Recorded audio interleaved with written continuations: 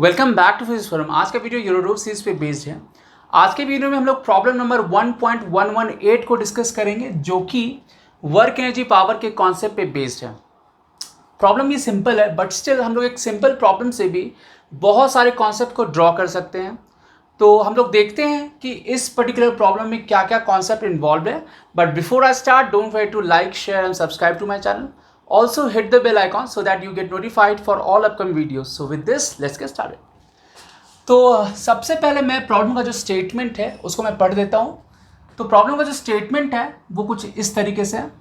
A particle has shifted along some trajectory in the plane x y from point 1 whose radius vector r1 is equal to I cap plus 2j cap to point 2 with the radius vector r2 is equal to 2I cap minus 3j cap.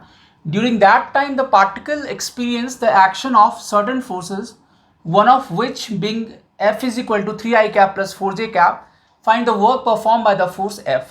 Here R1, R2 and F are given in SI units.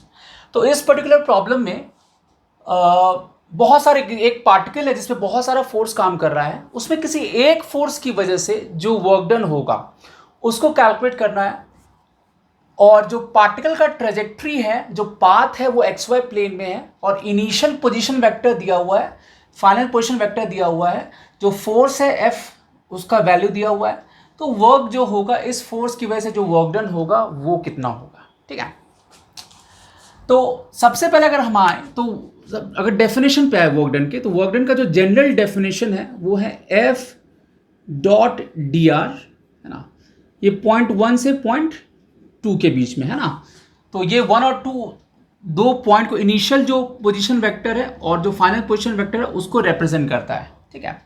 इसी में special case होता है कि अगर ये force constant होगा, इन that case W जो होगा F डॉट डेल्टा हो जाता है, राइट। तो ये इसका पर्टिकुलर केस है, ये हमें ऑलरेडी पता है, राइट। तो ये कब हम लोग यूज करेंगे, व्हेन बोथ मैग्नीट्यूड, ये बहुत इंपॉर्टेंट है, both magnitude and direction of force F, है ना, आर कांस्टेंट, ठीक है। मतलब इसको हमें तभी यूज करना है जब फोर्स का मैग्नीट्यूड और डायरेक्शन दोनों कांस्टेंट हो। जैसे फॉर एग्जांपल अगर हम ग्रेविटेशनल फोर्स का देखें डिस्प्लेसमेंट, लेट्स से कि ये मेरा अर्थ का सरफेस है, लेट्स से 2 पॉइंट के बीच में हम ग्रेविटेशनल फोर्स का डिस्प्लेसमेंट देख रहे हैं। तो near by surface of earth हमें पता है जो ग्रेविटेशनल फोर्स होता है वो कांस्टेंट होता है। तो यहाँ पर लेट्स से ये mg फोर्स काम कर रहा है। अब हम कोई भी पाथ चूज कर लें, चाहे हम ऐसे जाएं, है ना, या कोई भी पाथ ऐसे चूज करें, फर्क नहीं पड़ता है ना। तो यहाँ पर क्योंकि ये जो फोर्स है ये कॉन्स्टेंटली वर्टिकली डाउनवर्ड डायरेक्शन में है ना, और यहाँ पर जो भी फोर्स है उसका magnitude as well as direction जो है वो कांस्टेंट है। तो सिंपली इस टाइप के फोर्स में हम simply F dot delta are करेंगे और यहाँ पर जो डिस्प्लेसमेंट होगा इनिशियल और फाइनल पोजीशन जो है, मतलब final position vector minus initial position vector करेंगे तो वो डिस्प्लेसमेंट आ जाएगा, है ना। और फोर्स यहाँ पे कांस्टेंट है both in terms of magnitude as well as direction. So in that case हम लोग इसको यूज कर सकते हैं। अब जैसे मान लीजिए, है ना, अगर मान लीजिए कि कोई पार्टिकल जो है वो सर्कुलर पाथ में मूव कर रहा है, लेट्स से क्वार्टर सर्कल में वो मूव करता है। ये पॉइंट 1 है, ये पॉइंट 2 है ना, इसका रेडियस r है। और ये जो फोर्स लग रहा है इस पार्टिकल पे, जो फोर्स लग रहा है जिसकी वजह से इस क्वार्टर सर्कल पे ये मूव कर रहा है, लेट्स से कि इसका जो मैग्नीट्यूड है वो कांस्टेंट है नहीं, बट ये कॉन्स्टेंटली पाथ के अलॉन्ग काम कर रहा है, नहीं, यहाँ पे कॉन्स्टेंटली ये पाथ के अलॉन्ग काम कर रहा है। तो भले ही इसका मैग्नीट्यूड कांस्टेंट है, बट क्योंकि इसका डायरेक्शन चेंज होता रहेगा, अगर ये पाथ के अलॉन्ग काम कर रहा है, F is acting along path, है ना, अलॉन्ग पाथ। तो ये फोर्स कैसा होगा, कांस्टेंट होगा या वेरिएबल होगा। तो इसका मैग्नीट्यूड कांस्टेंट है, बट ये जैसे जैसे पाथ के अलॉन्ग मूव करेगा, जैसे हम यहाँ पे बात करें तो यहाँ डायरेक्शन ऐसा हो जाएगा क्योंकि ये पाथ के अलॉन्ग काम कर रहा है, ठीक है। सो इन दैट केस जो होगा हम लोग इसको यूज नहीं कर सकते, फिर ये जो फॉर्म है उसको यूज करेंगे। तो क्या यूज करेंगे, जैसे इसको लिखेंगे एफ डॉट डी आर, नहीं, अब किसी भी इंस्टेंट पे ये एफ डी आर, ये क्योंकि ये एफ और जो भी डिफरेंशियल डिस्प्लेसमेंट होगा हमेशा पैरेलल होगा क्योंकि ये पाथ के अलॉन्ग काम कर रहा है। सो इसको लिखेंगे F D R cos 0 degree और फिर एफ डी आर ऐसा हो जाएगा इंटीग्रेशन, नहीं, और 1 से 2 कर लेंगे, और यहाँ पर एफ बाहर कर सकते हैं डी आर 1 से 2, है ना। तो ये मेरा कितना हो जाएगा, एफ इंटू ये 2 पाई आर हो गया बाय 4 हो जाएगा। तो ये मेरा वर्क डन हो जाएगा, ठीक है। तो ये एफ नॉट है तो इसको एफ नॉट लिख लेते हैं, राइट। ये मेरा एफ नॉट हो गया, है ना, ये एफ नॉट हो गया। तो यहां पर मैग्नीट्यूड कांस्टेंट है बट डायरेक्शन कॉन्स्टेंटली चेंज हो रहा है, इसलिए ये फोर्स वेरिएबल होगा, कांस्टेंट नहीं होगा, है ना। बट अगर कांस्टेंट फोर्स है both in terms of magnitude and direction, तो वहां पर हम इसको यूज कर सकते हैं। जैसे इसका एग्जांपल क्या हो गया, जैसे फ्रिक्शन वाला केस अगर हम ले लें, तो फ्रिक्शन में कॉन्स्टेंटली जो पाथ होता है, एक्चुअल पाथ जो होता है उस पर डिपेंड करता है। जैसे यहाँ ग्रेविटेशन फोर्स था, तो इस टाइप के फोर्स को हम लोग क्या कहते हैं, जिसमें सिर्फ इनिशियल और फाइनल पॉइंट पे डिपेंड करता है, उसको कहते हैं कंजर्वेटिव फोर्स। तो ग्रेविटेशनल फोर्स हो गया या स्प्रिंग फोर्स हो गया, ये सारा एग्जाम्पल हो गया हमारा कंजर्वेटिव फोर्स का, राइट। जबकि जब फोर्स एक्चुअल पाथ पे डिपेंड करता है, जैसे फ्रिक्शन फोर्स हो गया, वहां पे एक्चुअल पाथ पे डिपेंड करता है, तो वहां पर जो फोर्स होगा नॉन कंजर्वेटिव फोर्स होगा। At the same time non conservative force में और भी कुछ होता है, और भी कुछ पॉइंट्स होते हैं कि वहां पर एनर्जी का लॉस भी होता है, राइट। तो वो भी इन्वॉल्व होना चाहिए। तो जैसे फ्रिक्शन हो गया या एयर रेजिस्टेंस हो गया, तो वहां पर जो वर्क डन होता है, वो जो फोर्स होता है नॉन कंजर्वेटिव होता है।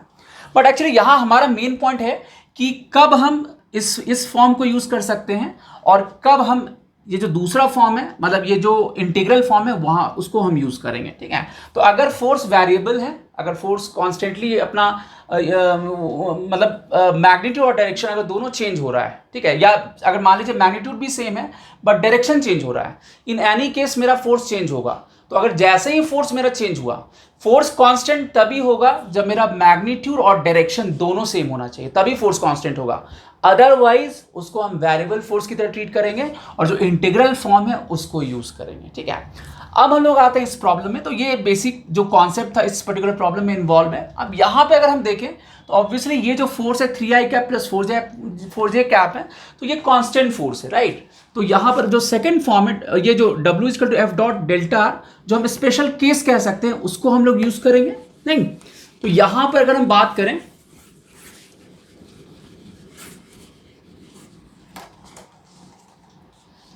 तो अगर देखा जाए, अब क्योंकि XY प्लेन में तो हम इसको ड्रॉ भी कर सकते हैं, ठीक है।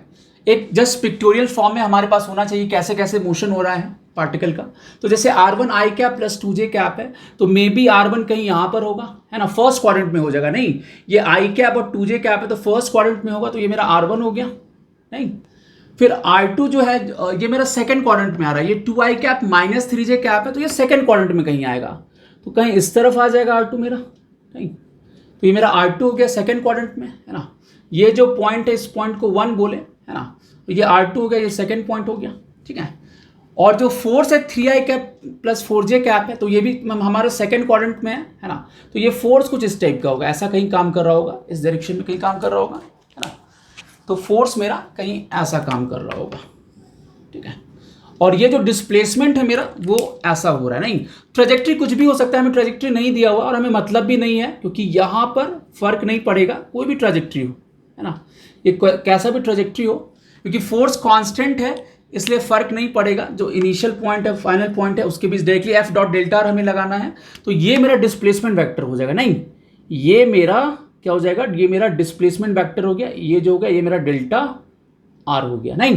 तो अब क्योंकि फोर्स कांस्टेंट है, तो सिंपली हम लोग लिख सकते हैं जो वर्क डन होगा that is F dot delta are, नहीं, क्योंकि फोर्स यहाँ पे कांस्टेंट है, मैग्नीट्यूड और direction 3i cap plus 4j cap है, तो एक कांस्टेंट फोर्स है। इसका ओरिएंटेशन भी होगा, जो tan थीटा लिखेंगे 4/3 होगा, वो ओरिएंटेशन भी कांस्टेंट है और मैग्नीट्यूड भी कांस्टेंट है, तो हम लोग ये फॉर्म लगा सकते हैं। अब f जो हो जाएगा वो होगा 3i cap plus 4j cap, अच्छा, या इसको f डॉट डेल्टा आर है तो इसको R2 माइनस R1 लिख दें, नहीं।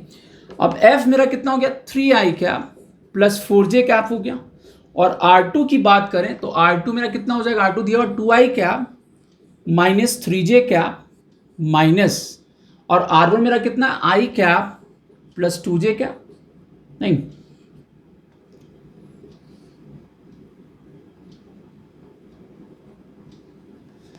तो ये हो गया। अब यहां पर हम लोग फर्दर इसको निकाल सकते हैं, 3i cap plus 4j cap हो जाएगा, एंड डॉट ये कितना हो जाएगा ये हाँ, ये 2 माइनस 1 हो गया तो आई कैप हो गया, और ये करेंगे -5 जे कैप होगा। अब जो डॉट प्रोडक्ट का प्रॉपर्टी होता है वो लगा देंगे, है ना, ए एक्स बी एक्स प्लस ए वाई बी वाई, सो 3 इंटू 1 प्लस 4 इंटू -5, नहीं तो ये -17 जूल हो जाएगा, ठीक है, क्योंकि ये सब एसआई यूनिट में दिया हुआ है, जो R1 R2 F सब एसआई यूनिट में है, तो जो फाइनल आंसर होगा मेरा वो कितना होगा, -17 जूल होगा। बट स्टिल प्रॉब्लम सिंपल है, बट हम स्टिल हम लोग बहुत सारे कॉन्सेप्ट को इससे सीख सकते हैं, ठीक है।